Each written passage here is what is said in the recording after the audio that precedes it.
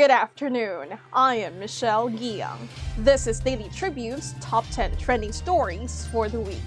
We are looking back to 10 of the most trending stories on Daily Tribune's website that rocked the nation the past 7 days. We're starting the top 10 list with a story about former Vice President Jejo Marbinay, as the national debt has already reached nearly 13 trillion pesos.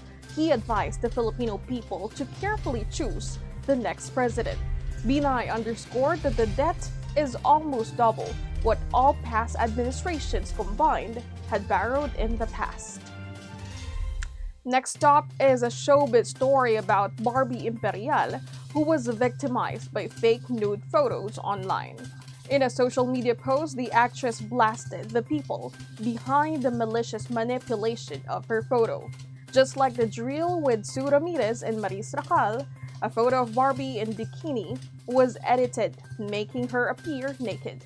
To make a clear reference, she posted the original photo of her clad in lime green bikini, then attached the second photo for clear comparisons. At number 8 is an article about Vice President Leni Robredo urging the national government to address immediately the global economic forecast that the Philippines will be the last Asian country to recover from the pandemic. This after it registered a negative 9.5 growth in the economy in 2020. VP Robredo said instead of justifying the status of the country's economic status, officials should just address how to prevent it from happening. At number 7 is a commentary telling us about the chairperson of the Student Council of the University of the Philippines, Los Baños. It was argued here that Gino Baon seemed to have disorganized thoughts and sweeping generalizations on the termination of the 1989 accord between UP and the Department of the National Defense. At number 6 is a good news for our farmers. The Department of Science and Technology has announced that the country can now produce its first ever diesel engine, which can be used primarily to power up agricultural machines. With the availability of locally produced engine, the DOST can also develop various kinds of agricultural implements that can help the farmers speed up their work and farm productivity. The commentary about UPLB Student Council chairperson had also taken the 5th spot this week. It states here that listening to him was an ordeal due to his constant stammering and stuttering.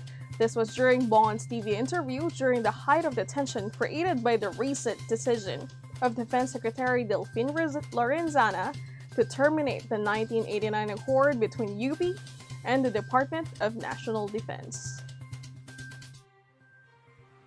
The story about the hashtag #ReformaGMA7 All-Out Sundays arrived on the 4th spot this week. The hashtag trended online as netizens called for the scrapping of comedy skits and games from the show's content. Some viewers said that there are other shows on GMA7 where comedians are better suited. The concern surfaced as its rival, ABS-CBN's Asap Natin To, stood in the limelight with the simulcast on A2Z, Channel 11, TV5, and the ABS-CBN's online platforms last January 24. At number 3 is an article about the uncrowning of Senator Manny Pacquiao from the welterweight division. But for Pacquiao's team, this will not diminish his solid reputation. Sean Gabon says there are certain fighters that need no belts, and Senator Manny Pacquiao is one of the very few. Next up, taking the 2nd spot is another Pacquiao story.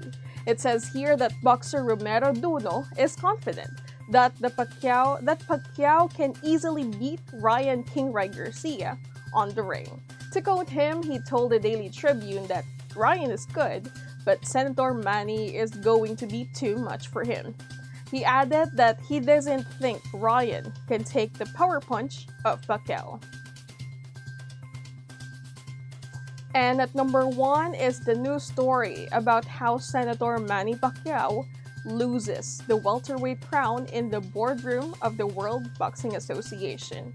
According to its rules, Pacquiao had to be named champion in recess for his inability to defend the super welterweight title in the whole of 2020.